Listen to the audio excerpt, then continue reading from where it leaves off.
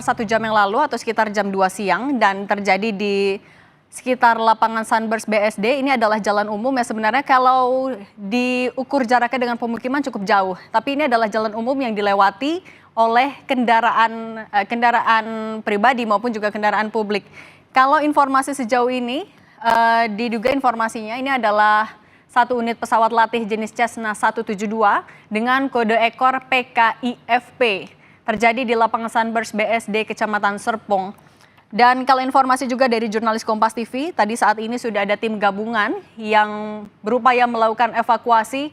Tim gabungan ini terdiri dari TNI, Polri, dan juga Basarnas. Sudah ada juga 3 ambulans yang datang ke lokasi.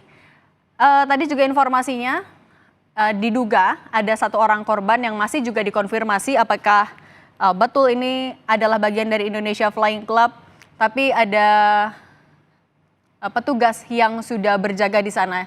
Juga untuk memudahkan proses evakuasi dan juga penyelidikan tentunya sudah dipasang garis polisi, sudah dilakukan sterilisasi area sekitar 500 meter. Artinya masyarakat juga tidak bisa mendekat.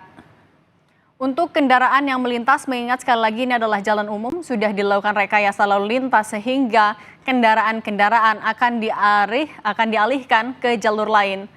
Sejauh ini tidak ada antrian kendaraan, kalau tadi informasi dari jurnalis Kompas TV tidak ada antrian yang begitu panjang, tapi memang yang diantisipasi adalah adanya masyarakat yang menonton. Nah, ini yang Anda saksikan di layar kaca saudara adalah gambar terbaru dari jurnalis Kompas TV Eka Marlupi seperti yang dapat kita lihat sama-sama.